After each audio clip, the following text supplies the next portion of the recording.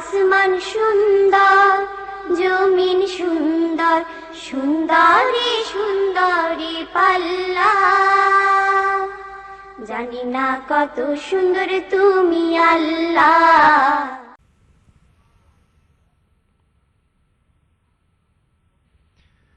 আসসালামু আলাইকুম ওয়া রাহমাতুল্লাহি ওয়া বারাকাতুহু। প্রিয় ভাই বোনেরা, দীর্ঘ একটি সপ্তাহ পেরিয়ে আমরা আবার আমাদের প্রিয় অনুষ্ঠান জীবন জিজ্ঞাসা নিয়ে আপনাদের সামনে হাজির হতে পেরেছি। এজন্য মহামনিবের দরবারে মস্তক অবনত চিত্তে শুকরিয়া আদায় পড়ছি শুকরিয়ার মহান তাসবিহ আলহামদুলিল্লাহ। আশা করছি আপনারা সবাই সুস্থ আছেন, সুন্দর আছেন এবং যথারীতি ইসলামের সুশীতল ছায়াকে আলিঙ্গন করার জন্য ঈমান চর্চায় রত আছেন। আমরা চলে যাচ্ছি আমাদের প্রিয় শেখের কাছে, জেনে নিচ্ছি ওনার কুশলাদি। আসসালামু আলাইকুম শেখ। ওয়ালাইকুম আসসালাম ওয়া রাহমাতুল্লাহি ওয়া বারাকাতুহু। আলহামদুলিল্লাহ, মহান রব্বুল আলামিনের শুকরিয়া আদায় করছি। আজকেও আমরা একটি ভালো কাজে একত্রিত হওয়ার সুযোগ আল্লাহ রব্বুল আলামিন করে দিয়েছেন, সেজন্য সকল প্রশংসা আল্লাহরই জন্য। যারা আজকে আমাদের সাথে আছেন, আমি সবার জন্য দোয়া করছি আল্লাহ রব্বুল আলামিন আমাদের সবাইকে যেন ভালো কাজে ঐক্যবদ্ধ থাকার তৌফিক দান করেন, সেই সাথে আমাদেরকে সুস্থ থেকে আল্লাহর ইবাদত করার তৌফিক দান করেন। আমাদের হায়াত খুবই সীমিত। আমরা এই সপ্তাহে একটা দুঃখজনক ঘটনা হয়তো অনেকেই জানি যে আসলে আমাদের জীবন কখন কি হবে। আমাদের অনেক প্ল্যান আছে, আমাদের অনেক ডায়েরি আছে এবং মাসের পর মাস হয়তো ইন অ্যাডভান্স, এমনকি কয়েক বছরের প্রোগ্রাম আমরা করে থাকি, কিন্তু সব কিছুই আল্লাহর হাতে। যেমন আমরা দেখেছি যে এই সপ্তাহে একজন বিশিষ্ট দায়ী এবং ইসলামী নাশিদ, হামদ, নাত ইত্যাদির শিল্পী জনাব জুনায়েদ জামশেদ রাহিমাহুল্লাহ, তিনি একটা ফ্লাইট দুর্ঘটনায়, প্লেন ক্র্যাশের মাধ্যমে তিনি দুনিয়া থেকে বিদায় নিয়েছেন, তিনি এবং তার স্ত্রী, সেই সাথে আরও অনেকেই। এবং এই মাসে তার অনেকগুলো প্রোগ্রাম ইভেন্টস ইউকেতেও আছে, আসার কথা ছিল, কিন্তু তিনি আর আসবেন না কখনো। তিনি চলে গেছেন যেখান থেকে আর ফেরা যায় না, সেই জগতে। তো এই জন্য আমরা তার রোহের মাগফিরাত কামনা করছি, আল্লাহ পাক যেন মরহুমকে মাফ করে দেন, তার সকল ভালো আমলগুলোকে যেন আল্লাহ কবুল করেন। পাশাপাশি আমাদেরও এটাই শিখার বিষয় যে আমরা জানি না কখন আমাদেরকে আল্লাহ ডাকবেন, কখন আমাদেরকে যেতে হবে। তবে এতটুকু আমাদের জানা আছে যে আল্লাহ আমাদেরকে ডাকবেন, আমাদেরকে যেতে হবে, কারণ তিনি বলেছেন কুল্লু নাফসিন যায়িকাতুল মাউত, সবাইকে মৃত্যুর স্বাদ গ্রহণ করতে হবে। তো আমরা এটাই দোয়া করি আল্লাহ তাআলা যে আল্লাহর সাথে সাক্ষাতের দিনটি যেন আমাদের হয় সবচেয়ে আনন্দের এবং সবচেয়ে সুখকর, এবং ভালো আমল করা অবস্থায় যেন আমরা আল্লাহর কাছে যেতে পারি। আমিন আমিন সুম্মা আমিন। চমৎকার একটি রিমাইন্ডার আমাদের জন্য। এই মৃত্যুটি আসলে ইসলাম প্রিয় এবং সকল হিউম্যান বিইংস অ্যাকচুয়ালি তাদেরকে নাড়া দিয়েছে। আমি অনেকগুলো খ্রিশ্চান ইয়েদের কমেন্টসও দেখেছি ওনার ব্যাপারে, এবং বিবিসি থেকে CNN থেকে শুরু করে সবাই খুবই চমৎকারভাবে তুলে ধরেছে বিষয়টি, বিশেষ করে চ্যারিটি ওয়ার্কের বিষয়টা। তো এটা আমাদের জন্য একটা বিশাল আসলে এডুকেশন, আপনি যেভাবে বলেছেন। সো প্রিয় ভাবনা, আমরা চলে যাচ্ছি কলারের কাছে, দেখি কে আছেন আমাদের সাথে। আসসালামু আলাইকুম। ওয়ালাইকুম সালাম। আল্লাহ প্রদান বাড়িনি। জি, আপনি আপনার প্রশ্নটা বলবেন। আচ্ছা হুজুর, আমি একটু সহন হবে নাই। আমার দুইটা প্রশ্ন হইল, দুই তিনটা প্রশ্ন আমি করবো হুজুর। আপনাকে একটু হোল্ড করছি, আরেকজন যিনি কলার আছেন উনিও প্রশ্ন বলে ফেলছেন, ওনাকে যদি একটু কন্ট্রোল রুমে একটু হোল্ডে রাখেন, আমরা ওনার প্রশ্নটা নিয়ে নিচ্ছি ইনশাআল্লাহ। সেকেন্ড কলারকে একটু হোল্ডে রাখুন। জি বলেন, আপনার প্রশ্ন বলেন। আসসালামু আলাইকুম। ওয়ালাইকুম আসসালাম। আমি আপনার ইশরাক নামাজ পড়ি 2 রাকাত আগে পড়তাম, এখন পড়ি 4 রাকাত। তাহাজ্জুদের নামাজ পড়ে তিলাওয়াত পড়ি, এরপরে আপনার ফজরের নামাজের বাদে তিলাওয়াত পড়ি, আবার সূর্য ওঠার পরে আমি 4 রাকাত ইশরাক নামাজ পড়ি। এটার বিনিময়ে আল্লাহ কিতা দিবা? আর 2 নম্বর প্রশ্ন হইল গিয়ে হুজুর, এই যে একটা আমাদের আমি যে এলাকার থাকি, এই এলাকার মানুষে ক্রিসমাস যে আইসে ওটার সম্বন্ধে তারা মাতের, আমি তারা অতটুকু, আমি কোনো আলিম নাই, আমি তারা কইছি যে ক্রিসমাস সমর্থন করাটা ঠিক নাই, এটা গুনার কাম। কারণ তারা কইছে আল্লাহর বেটা নাউজুবিল্লাহ ঈসা আলাইহিস সালাম, তো এটা ঠিক নেই কইছি আমি, না ঠিক কইছি একটু আমার কইবা। আর আমি অসুস্থ মানুষ, আমি দোয়া করি, আপনার লাগে দোয়া করবো, আমার লাগে দোয়া করবা। আমার 2টা প্রশ্নের উত্তর। আসসালামু আলাইকুম ওয়া রাহমাতুল্লাহি ওয়া বারাকাতুহু। ওয়া আলাইকুম আসসালাম ওয়া রাহমাতুল্লাহ। আমরা পরবর্তী প্রশ্নটাও নিয়ে নিচ্ছি ইনশাআল্লাহ। আসসালামু আলাইকুম। হ্যালো,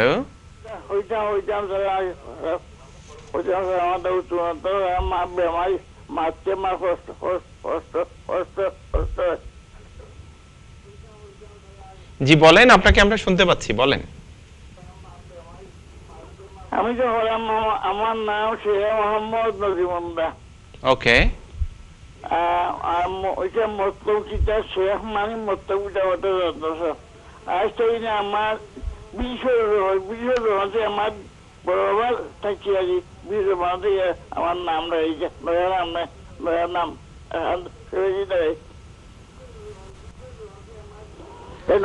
নাই, 20 মাস থেকে নাম নাম। আপনাকে আমরা আসলে বেশি ক্লিয়ারলি শুনতে পাচ্ছি না। জি, কন্ট্রোল রুম যদি একটু ওনার প্রশ্নটা নিয়ে নেন, কারণ সাউন্ডটা বেশি ক্লিয়ার না।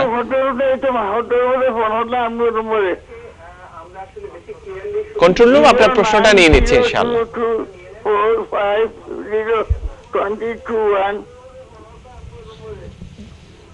ঠিক আছে, আমরা চলে আমাদের উত্তরে ইনশাআল্লাহ।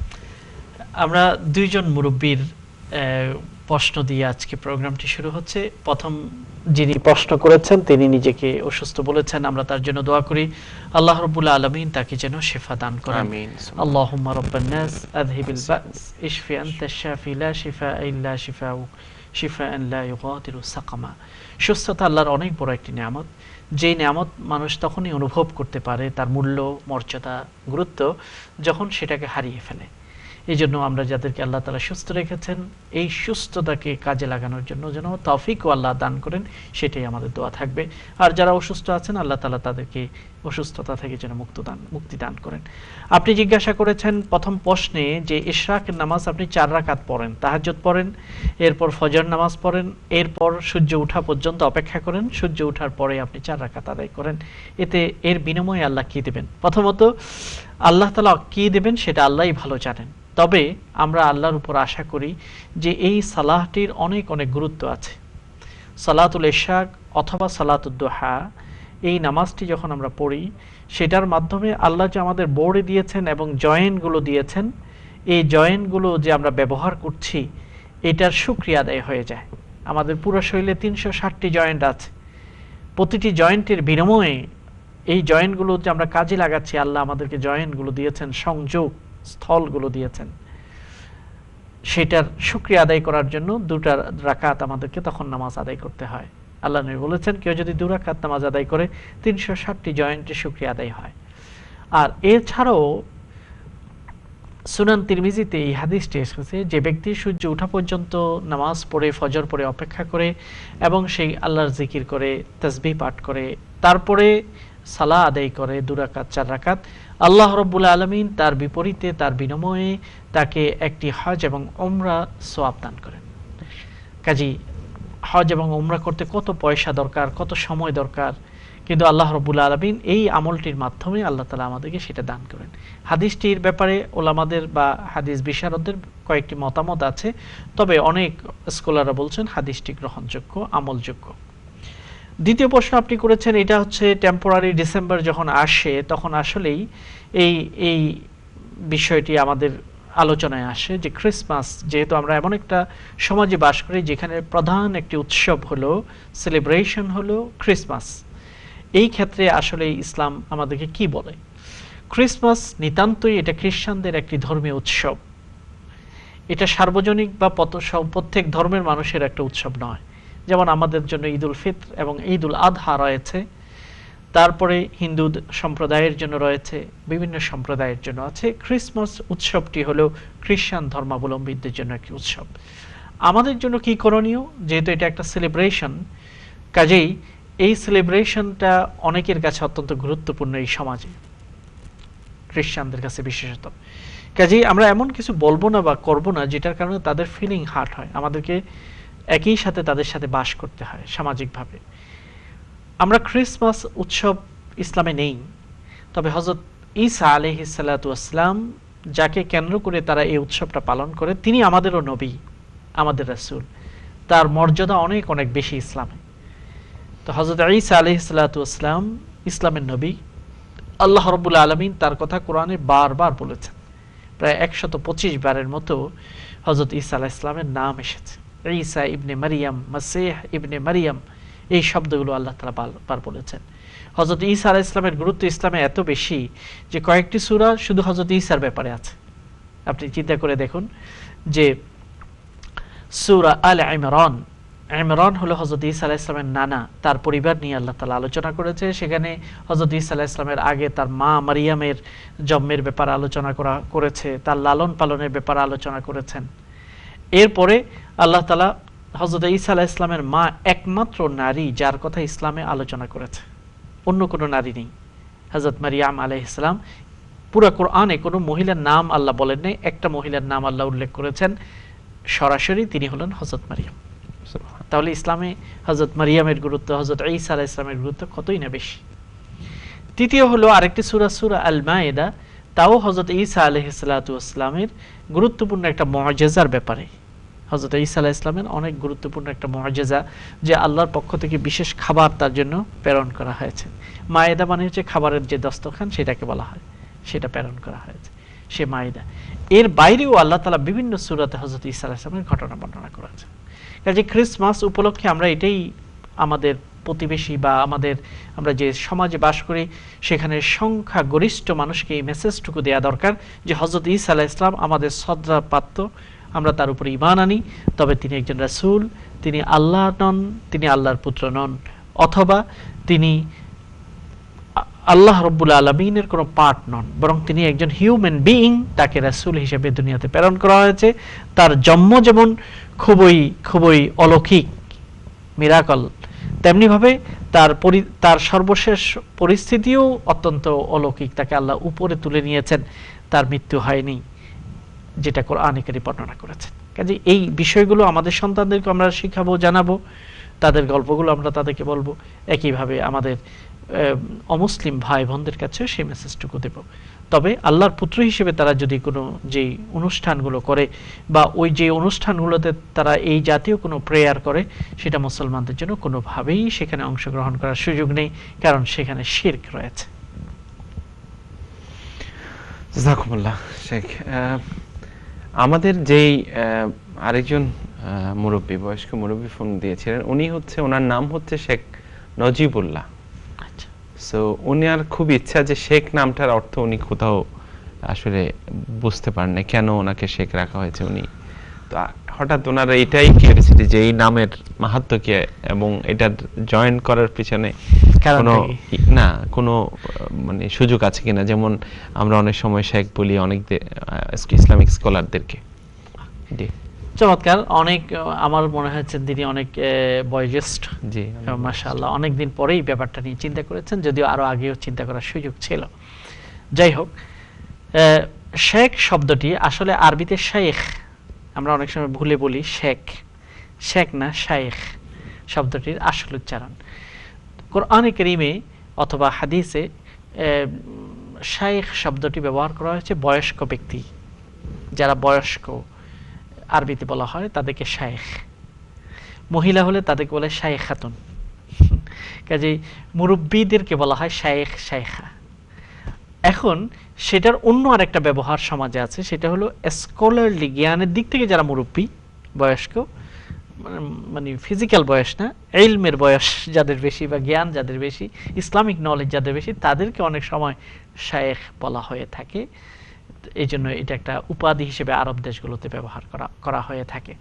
তা আপনাকে শেখ হয়তো এই জন্য বলা হয়ে থাকে যে এটা হচ্ছে হয়তো আপনাদের ফ্যামিলি কোনো ট্রেডিশন, আপনাদের পারিবারিক নাম। অনেক সময় বাংলাদেশের ইতিহাসে আমরা দেখি অনেক পরিবারগুলো আরব দেশ থেকে বিভিন্ন জায়গায় গিয়েছে, এবং আরব দেশগুলো থেকে যেসব পরিবারগুলো গিয়েছে ইসলাম প্রচারের উদ্দেশ্যে, পূর্বসূরীরা, তারা তাদের নামের শুরুতে শেখ বলতো। এই জন্য পরবর্তী প্রজন্মের মধ্যেও এই নামটি আসে। এই জন্য ফ্যামিলি নেম হিসেবে, পারিবারিক একটা ঐতিহ্যগত নাম হিসেবে অনেক সময় শেখ নামটি আসে, এবং এখানে কিছুটা ইন্ডিকেশন থাকে যে তার পূর্বপুরুষরা আরব দেশ থেকে দিন প্রচারের জন্য তারা গিয়েছিলেন। এই কারণে অনেক পরিবারে এই নামটি ব্যবহার করা হয়। এটা হতে পারে যে আপনার পূর্বসূরি কেউ হয়তো আরব বংশ থেকে এসেছে এবং তারা দিন প্রচারের জন্য এসেছেন, এই জন্য আপনিও এটা যেহেতু একটা সুন্দর আরবি শব্দ এবং এখানে এরকম একটা ইন্ডিকেশন বা একটা বার্তা আছে, আপনি চেষ্টা করবেন আপনার পূর্বসূরি তাদের মতোই দিন প্রচার করতে, অথবা আপনার পরবর্তী প্রজন্মদেরকে ইসলামিক স্কলার, দিন প্রচারকারী হিসেবে গড়ে তুলতে ইনশাআল্লাহ। আমিন। চমৎকার। আমরা চলে যাচ্ছি কলারের কাছে, দেখি কে আছেন আমাদের সাথে। আসসালামু আলাইকুম। ওয়ালাইকুম সালাম। জি বোন, আপনার প্রশ্ন বলবেন। জি, আমার দুইটা প্রশ্ন আছে হুজুরের কাছে। একটু লাউডলি বলবেন, আমরা এখানে একটু কম শুনতে পাচ্ছি। হুজুরের কাছে আমার দুইটা প্রশ্ন আছে। জি।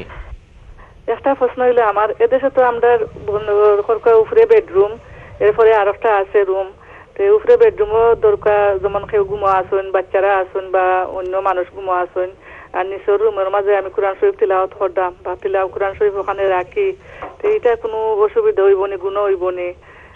আর আরেকটা প্রশ্ন হইলো আমার, যে আমরা কোনো সময় এশার নামাজ পড়িয়া, বিতির নামাজ, হালকি নফল 2 রাকাত পড়িয়া নামাজ শেষ করিলাই, এরপরে মনে করকে আমি তাজুদের নামাজ পড়তাম, আমার মনে হয়েছে যে তাজুদের নামাজটা পড়িলাই, তো এটা আমার নামাজ হইব নি? এখানে আমি রেগুলার তো আর লেটে উঠে তাজুদের নামাজ পড়তাম পারতাম না, বিতির নামাজ শেষ করে লাইছি, এরপরে আবার আমি মনে করতাম যে আমি তাজুদের নামাজটা পড়িলাই, এটা হইব নি?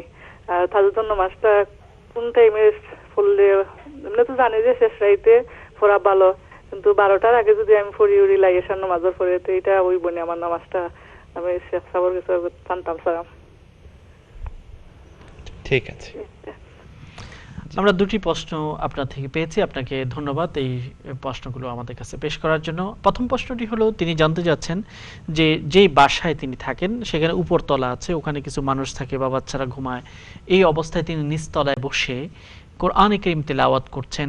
যেহেতু কোরআন নিচে বা মানুষ উপরে, এই জন্য কোনো বেয়াদবি হবে কিনা বা কোরআনের সম্মানের অবমাননা হবে কিনা? উত্তর হলো না, যেহেতু এখন আমাদেরকে এরকমই থাকতে হয়। যেমন আপনি ধরেন 10 তলা একটা বিল্ডিং আছে, সেই বিল্ডিংয়ে কেউ নিচতলায় জায়গা, কারো 3 তলায় জায়গা, কারো 4 তলায় জায়গা, উপরেও মানুষ থাকে। এখন সবাইয়ের পক্ষে যদি কোরআন শরীফ যদি খোলা সম্ভব না হতো, যে উপরে মানুষ আছে এই জন্য, তখন তো কোরআন শরীফ চর্চাগুলো ফ্ল্যাট বিল্ডিংগুলোতে, যে অ্যাপার্টমেন্টগুলোতে তো বন্ধ হয়ে যাবে। তো এটাতে কোনো অসুবিধা নেই, যে কারণ এখানে কারো ইন্টেনশনালি কোরআনকে নিচে রাখা উদ্দেশ্য নয়। কিন্তু যেহেতু 1 তলা 2 তলা এই পদ্ধতিতে ঘর এখন আমাদের রয়েছে, তো কাজেই কেউ যদি নিচতলায় বসে কোরআন তেলাওয়াত করে, উপরতলায় কেউ যদি ঘুমায়, শোয়ে বা হাঁটাচলা করে, তাতে কোরআনের অবমাননা যেহেতু উদ্দেশ্য নয়, এতে কোনো অসুবিধা ইনশাআল্লাহ নেই। হ্যাঁ, যদিও এই চিন্তাটা আমাদের আসে, এটা হচ্ছে স্বাভাবিক আশাটা। যেমন আমরা দেখি হযরত আবু আইয়ুব আল আনসারী রাদিয়াল্লাহু তাআলা আনহু, আল্লাহর নবীর নানার বাড়ির দিক থেকে তিনি আত্মীয় ছিলেন। আল্লাহর নবী যখন মদিনাতে প্রথম আসেন, তখন সবাই খুব আশা যে আল্লাহর নবী আমার ঘরে মেহমান হিসেবে আসুন। আমরা জানি এই ঘটনাগুলো। তখন আল্লাহ নবী বলেছেন, তোমরা ছেড়ে দাও এই উটনি বা উষ্ট্রি, ফিমেল কামল, সে যেখানে বসে সেখানেই মনে করবো যে সেখানেই আল্লাহ আমাকে মেহমানদারি নিতে বলছেন। কারণ এই উষ্ট্রিটি আল্লাহর পক্ষ থেকে আদেশপ্রাপ্ত। তো মদিনায় প্রবেশ করে এই উষ্ট্রিটি প্রথমে মসজিদে নববী বর্তমানে যেখানে, সেখানে একবার বসলো, আবার উঠে গেল, উঠে হযরত আবু আইয়ুব আল আনসারীর বাড়ির সামনে গিয়ে আবার বসলো। এবং আল্লাহর নবীরও আগ্রহ ছিল যে আবু আইয়ুব আনসারীর ঘরে বসবেন, কারণ তিনি আত্মীয়তার সম্পর্ক তাদের সাথে আছে। হযরত আমিনা, আল্লাহর নবীর মা, তিনি মদিনার ছিলেন, ইয়াসরাবের ছিলেন, এবং তিনি মদিনা থেকে অর্থাৎ ইয়াসরাব থেকে মক্কা যাওয়ার পথিমধ্যে তিনি মারা যান, যখন আল্লাহর নবীর বয়স 6 ছিল। তো যাই হোক, হযরত আবু আইয়ুব আল আনসারীর ঘরে আল্লাহর নবী উঠলেন। আল্লাহর নবী কিছুদিন সেখানে ছিলেন। তো আল্লাহর নবী নিচে থাকতেন, আবু আইয়ুব আনসারী উপরে থাকতেন। এখানে দোতলা ঘর ছিল আর কি। এবং আবু আইয়ুব আল আনসারী আল্লাহর নবীর জন্য খাবার দিতেন খুব আদবের সাথে, খুব সৌভাগ্য মনে করতেন যে আল্লাহর নবী আমার মেহমান। এবং প্রতিদিনই যখন আল্লাহর নবী খেতেন, তারপরে খাবারের বাকি অংশটুকু যখন আবু আইয়ুব আনসারীর কাছে ফেরত যেত, তখন যেই জায়গায় আল্লাহর নবী খেয়েছেন ওই জায়গায় তিনি বরকতের জন্য খেতেন। এভাবেই তিনি শ্রদ্ধা করতেন। একদিন দেখেন যে খাবারটা যেরকম ছিল ওরকম, অর্থাৎ আল্লাহর নবী খাননি। তখন তিনি খুব ব্যথিত হলেন, চিন্তিত হলেন যে কোনো অসুবিধা হলো কিনা খাবারে, বা পছন্দ হয় নাই। তো তা আল্লাহ নবীকে জিজ্ঞাসা করলেন। তখন হযরত রাসূলুল্লাহ সাল্লাল্লাহু আলাইহি ওয়াসাল্লাম বলেছেন যে এখানে পেঁয়াজ বা রসুন দেওয়া হয়েছে, সেই জন্য আমি খাইনি, তবে তোমরা খেতে পারবে, কারণ আমাকে ফেরেশতাদের সাথে কথা বলতে হয়, আমি যেগুলো থেকে দুর্গন্ধ আসতে পারে এরকম খাবার থেকে আমি বিরত থাকি। যাই হোক, হযরত আবু আইয়ুব আল আনসারী একদিন তার মাথায় আসলো, চিন্তা আসলো যে আল্লাহ, আমি তো উপর তলায়, আল্লাহ নবী আমার নিচে, এটা তো বেয়াদবি হয়ে যাচ্ছে। তখন সারা রাত তারা কি করলেন, রাত্রিতে চিন্তায় আসার পরে সারা রাত, আবার আল্লাহ নবী ঘুমিয়ে পড়েছেন, ঘুম থেকে জাগানো যায় না, তখন সারা রাত তারা পরিবারের সবাই ঘরের এক কোণে, দোতলার এক কোণে বসে আছে, যাতে আল্লাহ নবী সরাসরি তাদের নিচে না থাকে, এইভাবে আলাপ করেছেন। তো পরে যখন সকালবেলা আল্লাহ নবীকে এটা বলছেন, যে আল্লাহ নবীকে অফার করেছেন যে তিনি যেন দোতলায় যান, কিন্তু আল্লাহ নবী বলেছেন যে আমার জন্য এটাই সুবিধা। তাহলে বোঝা যায় এটাতে কোনো বেয়াদবি নেই, বরং এটাতে তো ইচ্ছাকৃতভাবে কাউকে হিউমিলিয়েশন করা উদ্দেশ্য নয়। তেমনি ভাবে কোরআনের ক্ষেত্রে এটা প্রযোজ্য হবে। আশা করি আপনি আপনার উত্তরটি পেয়েছেন। আমরা দ্বিতীয় প্রশ্নের দিকে যাব, আমরা বিরতি থেকে। ওকে, ইনশাআল্লাহ। প্রিয় ভাই বোনেরা, যাচ্ছি ছোট্ট একটি বিজ্ঞাপন বিরতিতে, ফিরে আসবো ইনশাআল্লাহ বিজ্ঞাপন বিরতিকে শেষ করে। আশা করছি আপনারা আমাদের সঙ্গ দিবেন। আসসালামু আলাইকুম ওয়া রাহমাতুল্লাহি ওয়া বারাকাতুহু। আসমান সুন্দর, জমিন সুন্দর, সুন্দরী সুন্দরী পাল্লা, জানি না কত সুন্দর তুমি আল্লাহ।